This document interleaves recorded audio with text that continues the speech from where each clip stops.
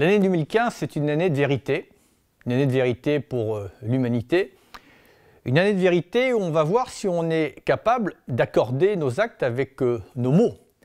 Si l'on considère comme la science l'a validé que la crise climatique est la pire menace qui pèse sur l'humanité, quelle que soit notre condition économique, notre situation géographique, si l'on considère que l'enjeu climatique conditionne tous les enjeux de solidarité, que cela risque d'affecter dans un sens ou dans un autre tout ce qui a de l'importance à nos yeux, l'année 2015, ça doit être un moment d'engagement.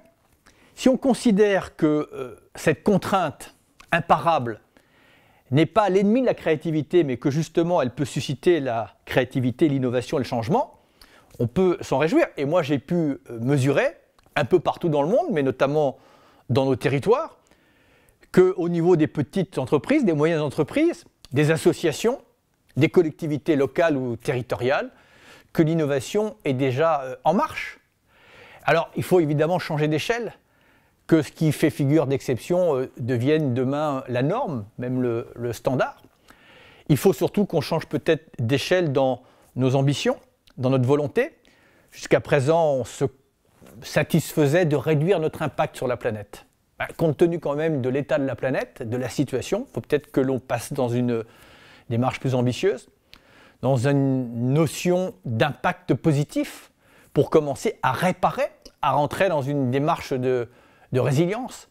Voilà l'enjeu de 2015, changer d'échelle. Mais pour cela, il faut évidemment qu'on se mette tous ensemble et qu'on définisse que l'enjeu climatique, c'est notre priorité pour ne pas se disperser sur tous les fronts.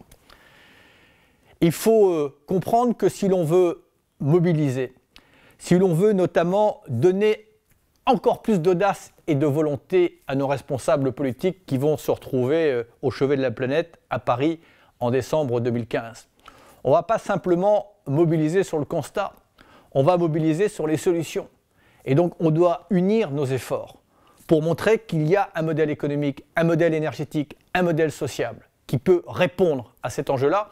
Et que ce modèle, quelque part, eh bien, il va faire en sorte qu'on ne va pas vivre moins bien, on va vivre différemment, mais on va vivre mieux tous ensemble.